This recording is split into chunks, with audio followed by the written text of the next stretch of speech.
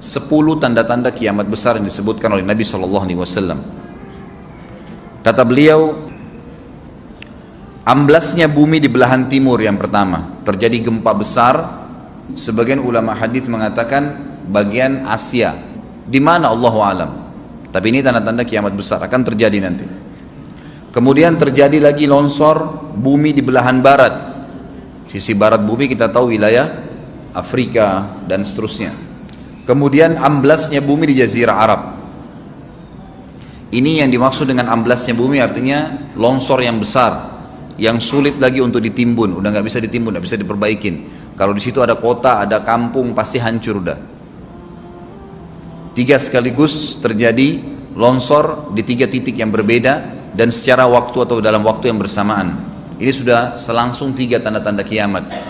Jadi pada saat terjadi di timur itu tanda-tanda kiamat besar 1. Terjadi di barat, tanda-tanda kiamat besar 2. Terjadi di Jazirah Arab, tanda-tanda kiamat besar 3. Kemudian di dalam hadis ini disebutkan secara beracak. Nanti sebentar setelah saya terjemahkan hadis ini saya akan sebutkan urutannya. Lalu kata Nabi SAW, kabut yang menutupi bumi ini. Kemudian ada Dajjal. Jadi kabut itu dihitung dalam hadis ini yang keempat. Dajjal yang kelima.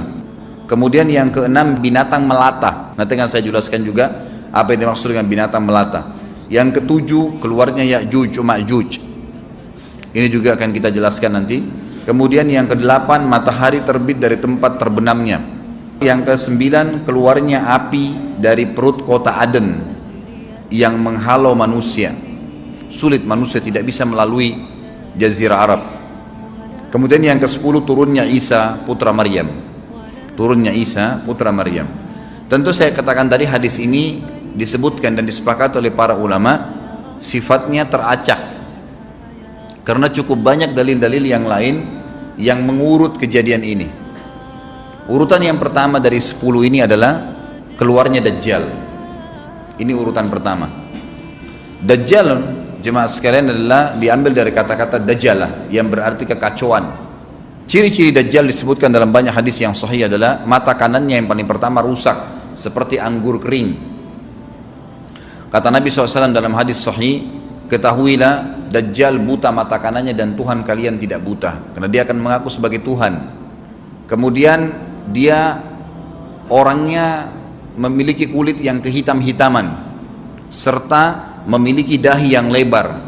Setiap orang beriman bisa membaca di dahinya tertulis 3 huruf kafara. Semua orang yang ngerti tulisan Arab, tidak ngerti tulisan Arab akan bisa tahu dan baca itu. Kafara, kufur.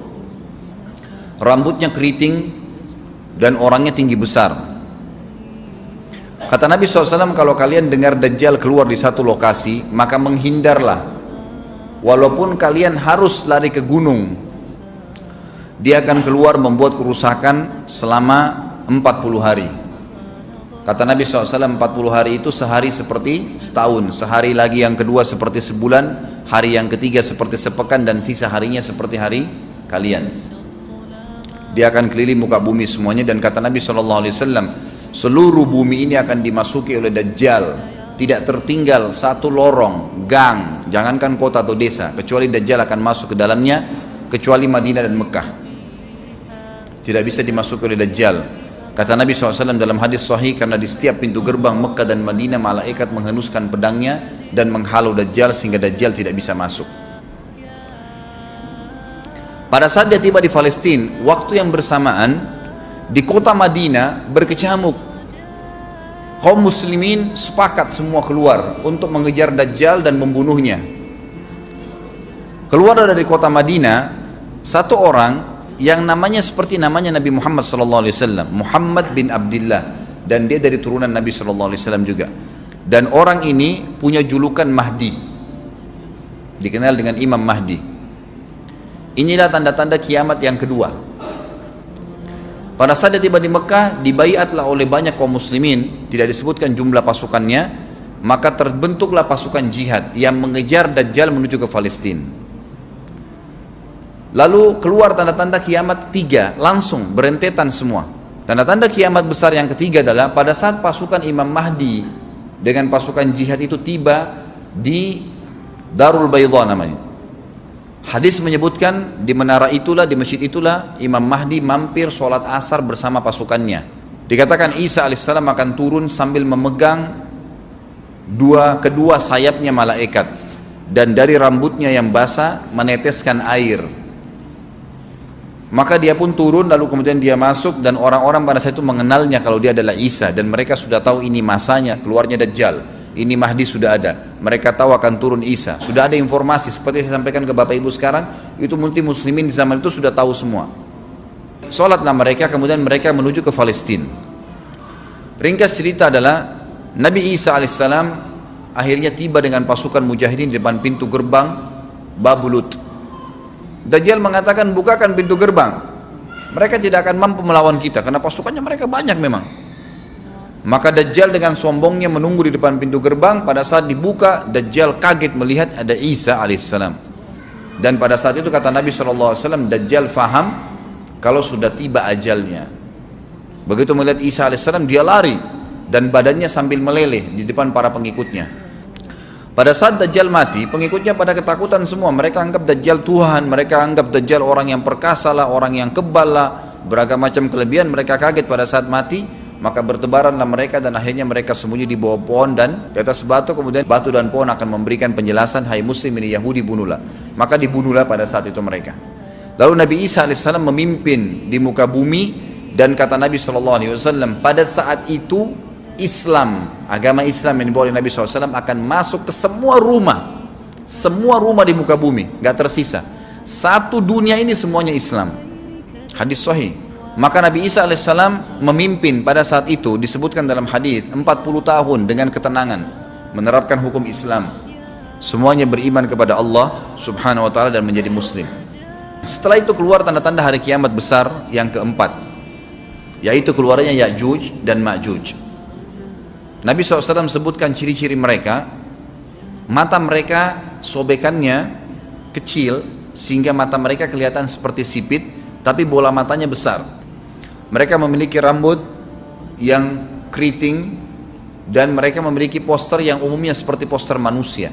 Ada hadis yang berbunyi mereka akan mendatangi sebuah sungai, kalau tidak salah namanya sungai Tibria, airnya banyak mengalir. Kata Nabi SAW, mereka semua minum air sungai itu, dan yang terakhir dari mereka datang sudah nggak dapat air. Artinya air sungainya habis diminum. Bayangin berapa banyak jumlahnya tuh.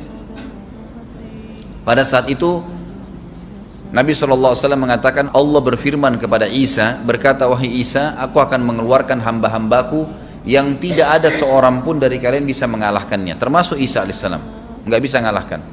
Maka selamatkanlah dirimu bersama dengan pengikut-pengikutmu ke Gunung Tur namanya. Jadi memang Ya'juj ini ciri khasnya, kata Nabi SAW, mereka memakan apa saja. Jadi bukan seperti manusia normalnya. Mereka membunuh semua yang bukan seperti mereka. Sampai-sampai kata Nabi SAW, tidak ada yang bisa mengalahkan mereka dan jumlah mereka sangat banyak. Salah seorang di antara mereka tahu dia akan mati kalau sudah punya 1000 anak. Kata Nabi SAW dalam hadis Bukhari, kecelakaanlah bagi orang-orang yang ada di Jazirah Arab. Kemungkinan besar makna ini adalah tempat mereka dekat dengan Jazirah Arab. Kata Nabi SAW, kecelakaan bagi orang-orang yang Jazirah Arab karena telah terbuka dari lubangnya Ya'juj Ma'juj sebesar ini. Udah kasih isyarat dengan jari ibu jari sama jari tengahnya. Artinya mereka sudah bisa melihat keluar. Pada saat mereka keluar, maka mereka akan mulai membuat kerusakan. Kata Nabi SAW di dalam hadis sahih riwayat Imam Bukhari, bahwasanya Ya'juj Ma'juj akan membunuh siapapun yang mereka temui. Bahkan pada saat mereka sudah merasa menguasai bumi, mereka melepaskan anak-anak panah mereka ke langit. Lalu Allah menurunkan anak-anak panah mereka sebagai fitnah dipenuhi dengan darah. Maka mereka berkata, kami telah membunuh semua yang ada di bumi dan semua yang ada di langit. Kata Nabi SAW, Allah lalu mengizinkan Isa untuk berdoa kepada Allah agar memusnahkan mereka. Maka Isa alaihissalam pun akhirnya berdoa, meminta kepada Allah subhanahu wa ta'ala agar mereka semua dimusnahkan.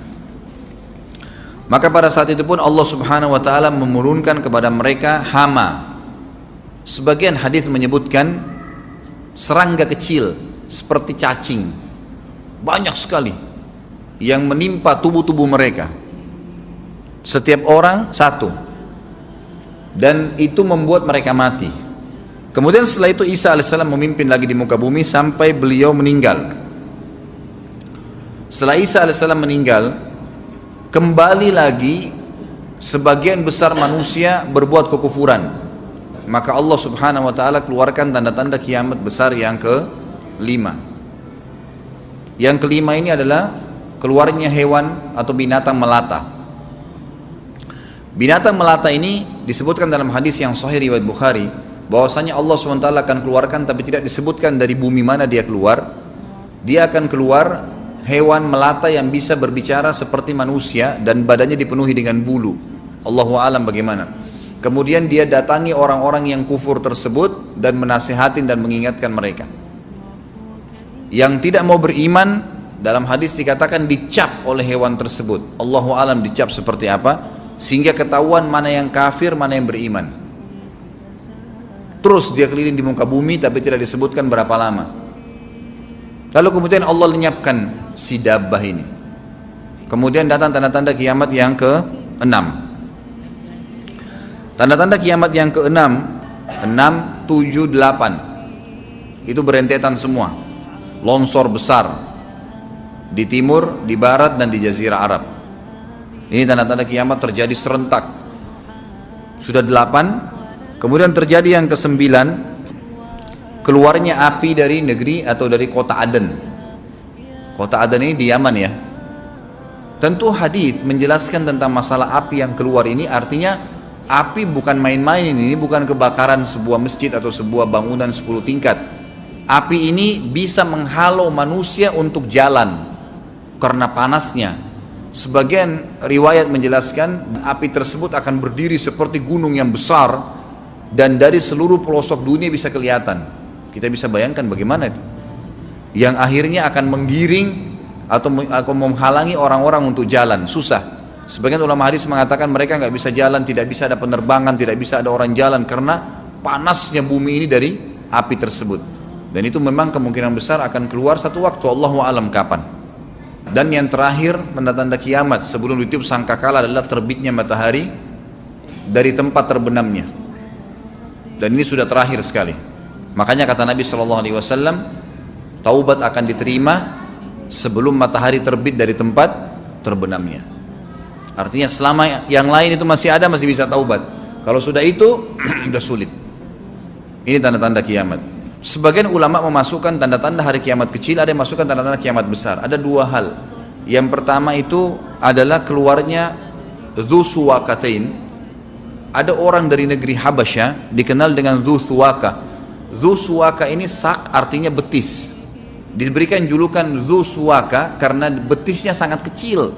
Orang ini, Bapak Ibu sekalian, kata Nabi SAW akan menghancurkan Ka'bah.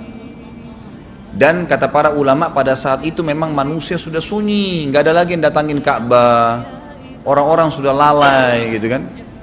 Keluarlah orang ini. Makanya sebagian ulama masukkan dia tanda-tanda kiamat sebelum terbitnya matahari dari tempat terbenam. Ditambahkan ini yang ke-11 gitu. Atau ini yang ke-10, terbitnya nanti kiamat yang ke-11. Kata Nabi SAW, dia akan mencabut batu-batu Ka'bah satu persatu sampai rata dengan tanah. Dan saya sedang dilihatkan oleh Allah sekarang bagaimana pada saat dia mencabut batu itu. Hadis sahih riwayat Bukhari Muslim. Yang terakhir, yang kedua, yang berhubungan juga dengan tanda-tanda kiamat, ada yang memasukkan kiamat kecil, tapi ini lebih dekat dengan kiamat besar. Orang yang terakhir meninggal itu adalah orang dari asli suku Madinah yang sedang mengembala kambing. Kata Nabi SAW, orang yang terakhir meninggal dari kalian kalangan manusia, semua orang sudah mati, tinggal dia sendiri, tapi dia nggak tahu. Dia lagi mengembala kambing. Kemudian dia masuk dengan gembalanya ke kota Madinah, ditemukan semuanya tidak ada kehidupan, nggak ada orang, nggak ada binatang, nggak ada apa-apa, tinggal dia sendiri. Pada saat dia meletakkan telapak kakinya di kota Madinah, maka pada saat itu dia meninggal. Dan inilah manusia terakhir meninggal sebelum ditiup sangkakala terakhir. Allahu a'lam.